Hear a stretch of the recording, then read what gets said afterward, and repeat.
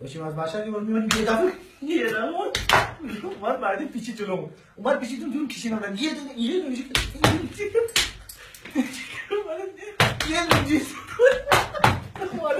معمولی گرفتم راحت رسیدیم به دست اندازه کشیدیم اما میرفتیم که خیلی سرعت زیاد شد یهو سرعت زیاد شد سلام نمیدونم این داره چیکار میکنه ولی همین دندون همین داشتیم رفتیم یهو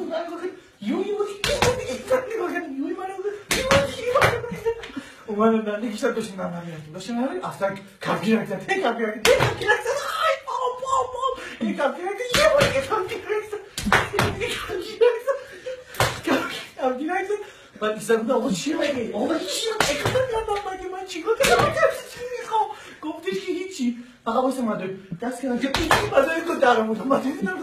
مداری چیزی میخواد گفت نه من چیزی نمیخوام خواست من جایی میکنم خواست جایی میکنم من دست کردم که چیکار یهو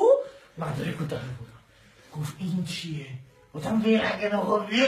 یه دفعه داشتم گفت میرم داشتم میرم میرفتیم کی خدا مرکب یهو اومدیم جلوتر یهو این چیه خدای من اینجا گذاشتم خداشو بخیر گذاشت خیلی بخیر گذاشت یهو دادم دنده سه دادم دنده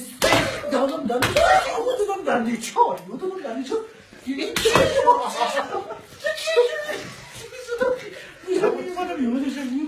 کشیدم من بود یهو ایستاد گیره دادم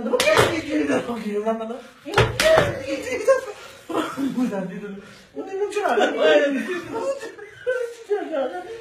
بیزن جلوتر چی کرد یه جلوتر کمک روننده من خواب بود گفتم چرا خوابی؟ گفتم چرا خوابی؟